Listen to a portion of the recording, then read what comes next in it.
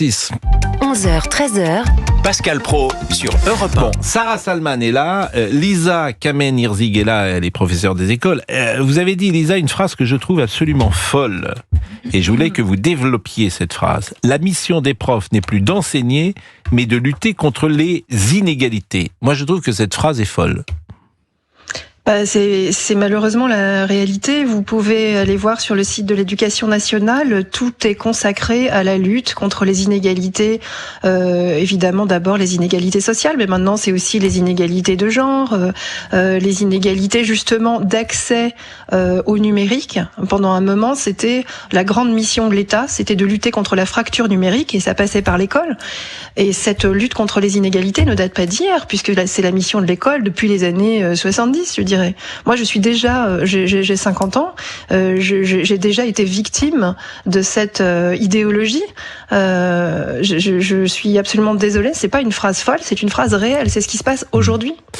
Vous enseignez dans quelle région de France, Lisa ? Moi, j'enseigne à Paris. J'enseigne à Paris à des élèves de CM2.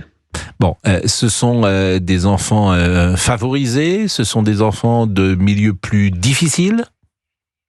C'est Paris, 9e arrondissement, donc c'est un quartier... Donc c'est chic bourgeois, c'est ce qu'on appelle les bobos. C'est Paris intramuros. Ouais, c'est ça, on peut dire ça. Bon, vous avez combien d'enfants ? 29. 15 garçons. J'en aurai 31 l'année prochaine. Chaque année, j'en ai 2 de plus. À peu près, c'est 15 garçons, 15 filles, c'est toujours... Oui, en gros, c'est ça. En gros, c'est à peu près moitié-moitié. Moi, ce qui m'intéresse, c'est toujours les anecdotes. En CM2, a priori, me semble-t-il, on sortait du CM2, on savait lire, écrire et compter. On avait déjà des bonnes bases sur l'orthographe, pour ne pas dire une bonne orthographe, parce que lorsqu'on voit nos cahiers d'il y a 40 ou 50 ans, on faisait une dictée, je crois, peut-être pas tous les jours, mais... C'est une par semaine. Moi, je pense qu'un peu plus quand même. Bon, comment est-ce qu'il y a des choses, par exemple, cette année, on est en fin de saison, qui vous ont frappé, soit des choses qui ont été dites dans la classe, soit un rapport avec les parents que vous avez eus? Chaque année, le niveau moyen de mes élèves dégringole. Et c'est ce que vous disiez tout à l'heure sur les jeux vidéo. Le problème, ça va pas être d'interdire les jeux vidéo aux moins de 15 ans. Le problème, c'est ce que vous avez dit il y a quelques minutes, Pascal, c'est que vous et moi, nous avons appris à lire, à jouer dehors. Moi, c'était pareil. On mettait dehors, qu'il pleuve, qu'il vente. C'était pas un problème. On allait jouer dehors. Le problème, c'est que les enfants qui ont aujourd'hui entre, on va dire, 5 et 15 ans, sont éduqués par des parents qui eux-mêmes ont beaucoup joué sur les jeux vidéo, qui eux-mêmes ont été mal enseignés par l'école, et je ne vous parle même pas des professeurs qui se retrouvent devant les élèves, qui eux-mêmes ne maîtrisent pas les règles de grammaire pour certains. Donc en fait, on en est à la 3e génération. Donc la chute du niveau n'est pas prête de... on peut pas lutter aujourd'hui avec les gens qui sont devant les élèves aujourd'hui, on peut pas lutter contre la chute du niveau. Moi, je vois effectivement, en plus, il y a un dogme à l'école qui est l'inclusion. Donc, on ne peut pas faire, on ne peut pas séparer, on ne peut pas trier les élèves en fonction de leur niveau. Il faut instruire tout le monde de la même façon. Le dogme, c'est le collège unique, malgré, alors il y a eu un moment cette histoire de groupe de niveau. Mais enfin, il s'agissait de répartir à l'intérieur d'une même classe les élèves en fonction de leur niveau en maths et en français. Ça ne s'est pas fait. De toute façon, même si ça se faisait, ça ne servirait à rien. L'idée, c'est de garder les élèves le plus longtemps possible à l'école. L'obligation scolaire en France, c'est de cours de 3 à 16 ans. Notamment, je pense, pour masquer la réalité du chômage des jeunes. Parce que quand vous avez, 80% d'une classe d'âge qui passe son bac, c'est 80% de gamins qui cherchent pas de travail. Donc en fait tout ça c'est très idéologique, très dogmatique, et effectivement à la fin du CM2, je dirais qu'il y a un quart des élèves, d'ailleurs c'est pas moi qui le dis, c'est le président de la République qui l'a dit il y a pas très longtemps, je crois qu'il avait dit qu'il y a 25% d'élèves qui entrent en 6e qui ne savent pas lire correctement. Et ça, vous le constatez dans votre classe ? Oui, bien sûr. Il y a 25% des élèves qui ne savent pas lire dans votre classe. Qui ne savent pas lire couramment, c'est-à-dire qu'ils lisent, évidemment ils savent tous lire, ils savent tous déchiffrer, mais de là à comprendre ce qu'on lit, parce que l'objectif de la lecture, on est d'accord, c'est pas de déchiffrer, c'est pas d'annoncer, c'est de comprendre ce qu'on lit. Quand vous faites vous leur proposez des questionnaires un peu fins, où il faut, faire des déductions. Par exemple. Je sais pas si vous demandez, par exemple, dans un texte, je prends des textes, par exemple, de Marcel Aimé, j'ai des petits extraits de Victor Hugo, de Stendhal, etc. Si vous demandez quel est le sentiment d'un personnage, vous avez de nombreux élèves qui ne peuvent pas répondre à la question. Pourquoi ? Parce qu'ils sont incapables de comprendre le vocabulaire. Dès qu'il y a une tournure de phrase un petit peu complexe, un verbe inversé, un sujet inversé, une tournure interronégative, ils n'y arrivent pas. Mais vous savez que les rapports de jury des professeurs des écoles notent que les candidats au professorat eux-mêmes ne maîtrisent pas certains mots comme chancelant. Quand on leur demande de quelle famille ça fait partie, ils pensent que ça fait partie de la famille du mot chance. Ou de la famille du mot chancelier. Donc comment voulez-vous que des élèves de 10 ans progressent quand on leur propose des textes? Il faut voir ça aussi, hein. Allez voir, j'encourage tous les auditeurs à aller voir sur le site de l'Éducation nationale la liste des œuvres soi-disant littéraires qui sont proposées aux élèves de cycle 3, c'est-à-dire CE2 jusqu'à la fin du CM2. Et vous verrez la teneur des œuvres proposées. Par exemple c'est Ma maîtresse est un troll, Sans culotte et sans papier, des pièces d'Olivier Py. Vous voyez qui est Olivier Py, le patron du Festival d'Avignon, qui se déguise en femme pour faire. C'est Marie Darrieussecq. Roald Dahl est considéré comme une œuvre classique patrimoniale. Donc évidemment, quand vous parlez de Maupassant, de Victor Hugo, de Flaubert, en CM2 on n'étudiait pas, j'étudiais pas Maupassant en CM2 non plus. Ni non, Proust. mais vous avez non, bien sûr, mais vous avez des petits textes de Joseph Kessel, je sais pas, vous pouvez bien lire sûr, Le Lion, on faisait Le Lion, et je veux dire ce qu'on faisait, moi je me souviens très bien. Alors Marcel Aimé, non, je me souviens très bien ce qu'on faisait. On faisait du Marcel Pagnol, pour tout dire. Oui, j'avais fait Marcel La gloire de mon père. On faisait du Hervé Bazin à l'époque, Vipère au point. Voilà ce qu'on apprenait. Et puis on faisait quelques textes de Molière, mais les pièces les plus simples. Moi, j'avais joué Le médecin malgré lui, et je m'en souviens encore. Et puis La Fontaine. Un mal qui répond à la terreur. Il est 11h43, la pause, restez avec nous, Lisa, parce que en fait, c'est pour ça que je dis un exemple. Moi, ce que j'aime, c'est la réalité. Je suis pas dans les classes, et vous témoignez de ce qui se dit, de ce qui se passe. Donc ça me passionne. À tout de suite. Sur Europe 1. Europe 1, Pascal Praud. Avec vous dans 11h à 13h sur Europe. Bon, on est avec Sarah Salman. Lisa Kamen-Hirzig reste également avec nous. Elle est professeure des écoles dans Paris, dans le 9e arrondissement. Elle a des CM2 et elle souligne que le niveau baisse d'année en année. Et puis, nous sommes avec Sarah Salman, bien sûr, qui, au-delà évidemment des questions de l'enseignement, ce qui peut nous intéresser dans votre témoignage, c'est que faut-il faire sur le plan de la sanction, le plan pénal, le plan judiciaire, Sarah Salman? Sur le plan judiciaire, il faut sanctionner, et surtout la philosophie du Code de justice pénale des mineurs se fonde sur l'ordonnance de 45. L'ordonnance de 45, elle est quand même obsolète. Le mineur de 45 n'est pas le mineur d'aujourd'hui. Donc ce qu'il faut, c'est faire une vraie réforme, abaisser la responsabilité pénale. Je pense que là, c'est 13 ans, il faudrait la mettre un petit peu plus jeune, parce que vous dites, en dessous de 10 ans, ça se passe bien. Oui, pour l'instant, ça se passe bien. J'ai pas posé cette question à Lisa. Pour l'instant, oui, Lisa dans le 9e, ça se passe peut-être bien. J'imagine quand même. Est-ce que, par exemple, cette année, vous avez un acte de violence dans votre classe entre élèves? Entre élèves, oui, bien sûr. Voilà. Alors, ce que vous appelez de violence. Oui, non, mais alors ça dépend ce qu'on appelle la violence, mais enfin des élèves qui s'invectivent avec des insultes antisémites, par exemple, donc violence verbale, des élèves qui se poussent dans des escaliers, des élèves qui tordent un bras, ou ça, bien sûr, on a toujours. Qu'est-ce que vous avez fait, si ça tentait que ce soit passé devant vous? Alors, le problème, c'est que moi, je suis dans un système, je suis dans un système avec un règlement d'école. Mais quand vous dites que mais insulte antisémite, là, par exemple, qu'est-ce qui s'est passé? Ils ont dit quoi? Quand il y a une insulte antisémite, on prévient les parents, on leur explique que l'élève ne peut pas avoir des paroles de ce type. En général, ça se solde par une lettre d'excuse, ce qui est complètement ridicule, on est d'accord. Je veux dire, le gamin, évidemment, qui va écrire la lettre d'excuse. Aucun élève ne va dire non, je ne m'excuse pas de ces paroles. C'était quoi l'insulte antisémite? Parce que ça m'intéresse. Pardonnez-moi de poser des questions toujours précises. C'était pendant le déjeuner, donc moi j'y étais pas. C'est une petite fille qui s'est fait traiter de sale juive, un truc comme ça. Moi j'y étais pas, c'était pendant la pause déjeuner. Ça se fait rarement dans le cadre de la classe. Ça se fait souvent pendant les déjeuners, si vous voulez, les interstices entre les cours ou pendant les récréations. Et donc les parents ont été convoqués. Il y a quand même eu une réaction de l'école. Alors les parents sont convoqués et on demande à l'élève d'écrire une lettre d'excuse. Il se passe déjà quelque chose et ça c'est important de le dire. Positif. Franchement, ça c'est positif.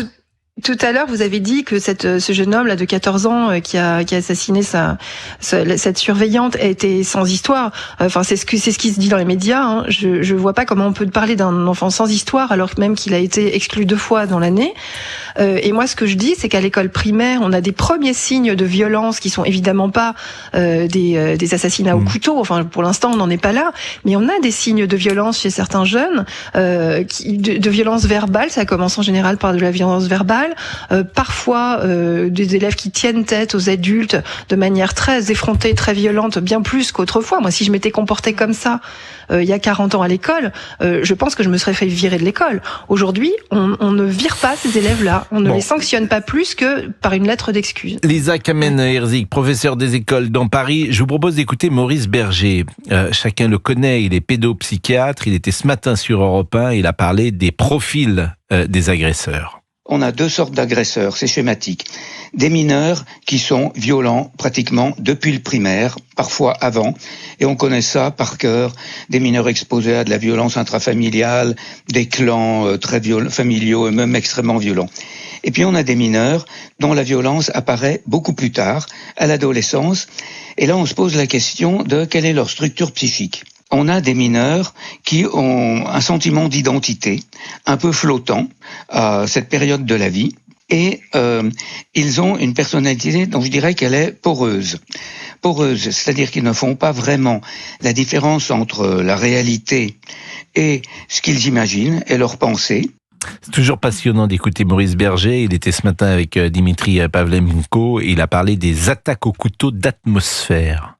En l'absence d'autres éléments, je trouve qu'actuellement, il y a des attaques au couteau d'atmosphère. Vous savez comme on parle d'islamisme d'atmosphère. Oui. C'est dans l'air, partout. Et j'ai l'impression que ces mineurs s'identifient, ils ont à ce moment-là une identité très flottante, à des héros destructeurs plus ou moins justifiés. Et le héros destructeur qu'ils ont sous la main, si on peut dire, c'est les derniers qui ont poignardé. Et puis il y a le mimétisme, ça on était hier avec Gilbert Collard qui parlait du mimétisme en criminologie, c'est quelque chose qui est connu, il y a beaucoup d'expérience. Alors Maurice Berger a terminé avec les mesures qu'il propose. Ok, supprimer la vente des couteaux. On sait que il y a des couteaux dans les cuisines. Le couteau, c'est la Kalachnikov du collégien et du lycéen maintenant. Le couteau de cuisine. Interdire les réseaux sociaux, oui, de toute façon, ça serait souhaitable. Mais le fond, c'est la réponse pénale. Nous avons une réponse pénale inadaptée, c'est-à-dire qui n'est pas centrée sur la gravité des blessures infligées, mais qui est centrée sur l'auteur avec individualisation de la peine, une obsession de la récidive. Ah, c'est la première fois. Donc, on a droit à 2 fois. On a toujours droit à 2 fois pour la victime. Quelle différence ça fait d'avoir été poignardé par un primo-délinquant ou un récidiviste? Et une incapacité à penser la sanction, c'est-à-dire articuler l'éducatif et la sanction. Ce qui m'étonne, c'est que Maurice Berger, que je suis depuis de nombreuses années, qui est tellement lumineux, qui est tellement clair, ne soit pas écouté.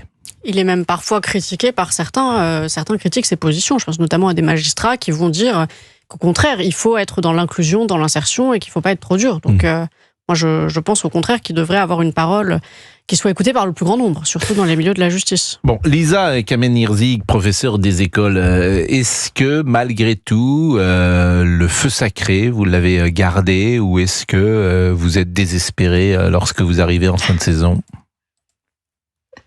Non, moi je le garde, je sais pas si ça s'appelle le feu sacré parce que j'ai fait d'autres métiers avant que j'aimais aussi. Je sais pas si c'est comme ça qu'on peut l'appeler chez moi, mais moi j'aime enseigner parce que j'aime instruire. Je disais hier, j'ai mis un petit tweet hier soir en disant que si un jour je me faisais assassiner dans le cadre de mon métier, j'aimerais mieux qu'on ne me présente pas comme un serviteur de l'État. Je ne sers pas l'État, je sers le savoir. Voilà, mon seul patron, c'est la connaissance, le savoir et éventuellement les élèves à qui je m'adresse. Mais est-ce qu'à la fin de l'année, quand même, ils ont acquis des bases en grammaire, en orthographe, qu'ils n'avaient pas en début d'année? Apprendre, c'est prendre. C'est-à-dire que moi, je donne tout ce que je peux, mais il y a des enfants, et c'est pas de leur faute, hein, c'est un contexte familial et social, on va dire, qui ne peuvent pas prendre ce qu'on leur donne. Notamment, justement, parce que on les a toujours excusés d'être mauvais à l'école. On leur a expliqué que c'était pas leur faute, en fait, que c'était comme ça.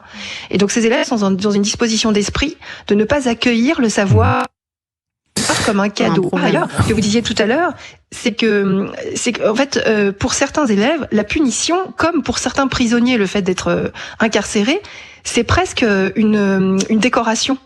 C'est une récompense, en fait. Ils ont l'impression qu'ils vont briller aux yeux des autres et que c'est un... Dernière chose. Est-ce que vous donnez des notes? Oui. Oui. Et vous donnez des notes de 1 à 20 ou A, B, C, D, E? Je donne des notes de 1 à 20 en français et en maths. Et je me bats là dans l'école dans laquelle je suis pour qu'on puisse de nouveau donner des notes de 1 à 20 dans les autres matières. Bon, écoutez, nous, on vous donne 18. Merci pour beaucoup. votre intervention. Vous me direz quels sont les 2 points. Vous me direz quels sont les 2 points que je n'ai pas eus. La ligne téléphonique. Ah, vous voyez, on vous donne 18. Moi, je crois que dans la première, on était de 0 à... j'avais A, B, C, D, E, je me souviens, parce qu'il se trouve que moi, je me souviens de tout. Il y a des gens qui ont oublié leurs années de primaire, et moi, je me souviens très bien les 5 instituteurs, institutrices que j'ai eus. Pareil. CP, Madame Lozac, CE1, Madame Doja, CE2, Madame Loget, CM1, Mademoiselle Tapiro, et CM2, Monsieur Nicolai. Vous voyez. Et je peux vous dire que il pourra encore corriger vos éditos dans le JDD. Bien sûr.